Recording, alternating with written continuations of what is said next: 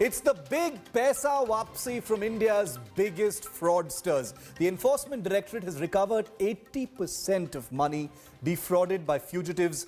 You know their names: Vijay Mallya, Nirav Modi and Mehul Choksi. 8,400 crores worth of assets, including their plush villas, their swanky cars owned by these VVIP frauds, have been sold or seized and returned to the banks and the central government. There's a long way to go, but this was a big chunk that hits the fraudsters exactly where it hurts. They lived lives of total luxury, lived off money filched from banks, fattened their pockets and ran away from India. One is in jail in London, one still lives life king size, and one tries to hide from India on a Caribbean island.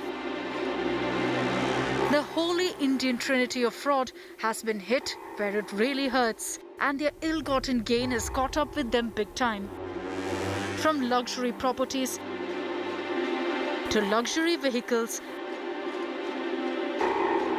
to bank accounts and more. India's Enforcement Directorate has announced that not only have these assets been seized, but a significant share, amounting to over 9,300 crore rupees, has been transferred back to public sector banks and the central government. In simple terms, at least 40% of defrauded public money is back with the banks and the government now.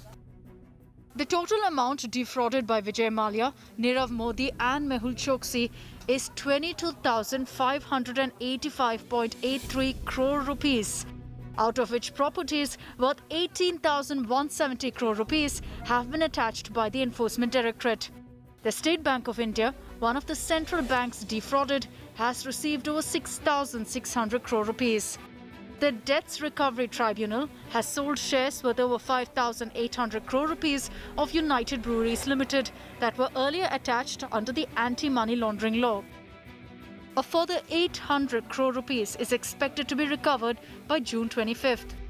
The Enforcement Directorate has made a scathing pronouncement on its actions, indicating that it's unearthed the myriad web of domestic and international transactions and stashing of assets abroad, irrevocably proving that Mallya, Nirav and Choksi used dummy entities controlled by them for rotation and siphoning off the funds provided by the banks.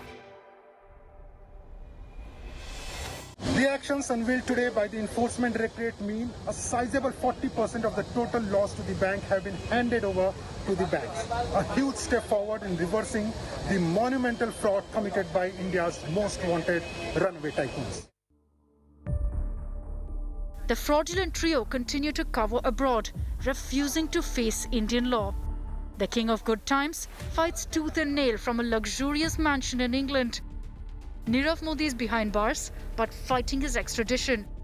And Mehul Choksi twists and turns on an Atlantic island. As the hunt for the defrauders continues, they'll be sleeping a lot less, knowing that the one thing that matters, perhaps the most to them, their money, is evaporating. Bureau Report, India Today.